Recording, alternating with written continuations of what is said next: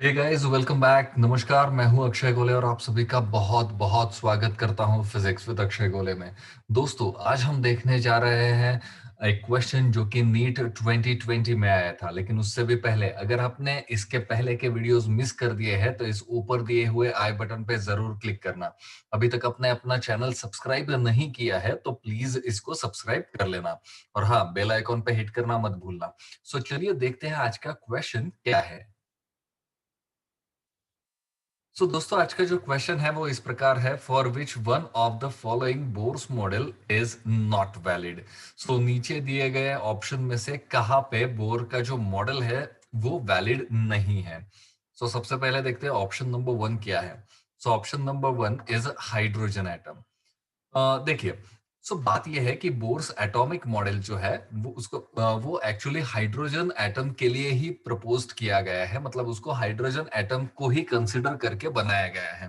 Actually Bohr's atomic model में हमने ये कंसिडर किया है कि न्यूक्लियस है और न्यूक्लियस के अराउंड एक सर्कुलर ऑर्बिट में कहीं इलेक्ट्रॉन जो है वो इलेक्ट्रॉन मूव हो रहा है। राइट, न्यूक्लियस के अराउंड एक इलेक्ट्रॉन मूव हो रहा है। यहाँ पे हम सिंगल इलेक्ट्रॉन एटम सिस्टम को कंसीडर कर रहे हैं। ऑब्वियसली हाइड्रोजन एटम जो है, हाइड्रोजन एटम के ऊपर बोर्स एटॉमिक मॉडल जो है वो वैलिड है। नेक्स्ट जो ऑप्शन है हमारे पास वो है सिंगली आयोनाइज्ड हेलियम एटम। देखो, हेलियम एटम में क्या होता है, हेलियम एटम में दो इलेक्ट्रॉन्स होते हैं। उसमें से अगर ये सिंगली आयोनाइज्ड है, इसका मतलब है उसमें से एक इलेक्ट्रॉन निकाल दिया गया, उसमें बचेगा और एक इलेक्ट्रॉन। मतलब ये भी एक सिंगल इलेक्ट्रॉन सिस्टम हो जाता है। सिंगली आयोनाइज्ड हेलियम एटम के लिए बोर्स मॉडल जो है वो वैलिड हो जाता है। नेक्स्ट जो है वो है ड्यूटेरॉन एटम। अब हालांकि हमें पता है ड्यूटेरॉन एटम में क्या होता है। ड्यूटेरॉन जो है वो इसका आइसोटोप है, हाइड्रोजन का आइसोटोप है। ड्यूटेरॉन में न्यूक्लियस में एक प्रोटॉन होता है और एक न्यूट्रॉन होता है। और इसके अराउंड सर्कल में, इसके अराउंड ऑर्बिट में इलेक्ट्रॉन जो है वो इलेक्ट्रॉन रिवॉल्व करता है, एक ही इलेक्ट्रॉन रिवॉल्व करता है। ऑब्वियसली ये भी क्या हो गया, ये भी एक सिंगल इलेक्ट्रॉन सिस्टम ही हो गया। हाइड्रोजन एटम के लिए बोर्स एटॉमिक मॉडल वैलिड है। सिंगली आयोनाइज्ड हेलियम एटम के लिए बोर्स एटॉमिक मॉडल वैलिड है। एंड ड्यूटेरॉन एटम के लिए भी बोर्स एटॉमिक मॉडल वैलिड है। लास्ट ऑप्शन देखते हैं, लास्ट ऑप्शन क्या है। लास्ट ऑप्शन जो हमें बताया गया है वो है सिंगली आयोनाइज्ड नियॉन एटम।